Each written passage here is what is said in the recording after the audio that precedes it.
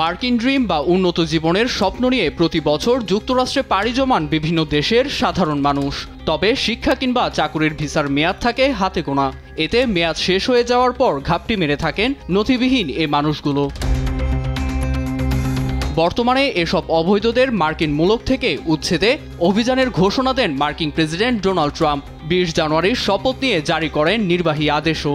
এতে গত কয়েকদিন ধরেই বিভিন্ন অঙ্গরাজ্যে অভিযান চালায় আইনশৃঙ্খলা বাহিনী। মার্কিন সময় শুক্রবার এ অভিযানের মাত্রা বাড়ায় ট্রাম্প প্রশাসন। শহরে নামানো হয় মার্কিন সামরিক বাহিনী। সাঁড়াশি অভিযানে এখন পর্যন্ত 538 জন আটকের খবর দিয়েছে এনডিটিভি। 300 অবৈধকে দেশে ফেরত পাঠানো হয় বলেও জানায় সংবাদ মাধ্যমটি।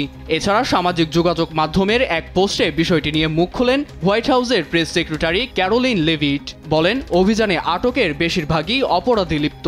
ট্রাম্প প্রশাসনের ক্ষমতায় আসার প্রথম সপ্তাহে চালানো অভিযানটিকে স্মরণকালের বড় অভিযান বলেও আখ্যা দেন তিনি।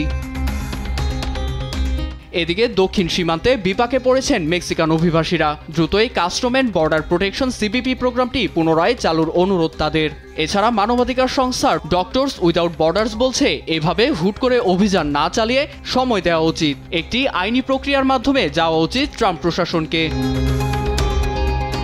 নীরব দাস, নিউজ ডেস্ক, দেশ টিভি।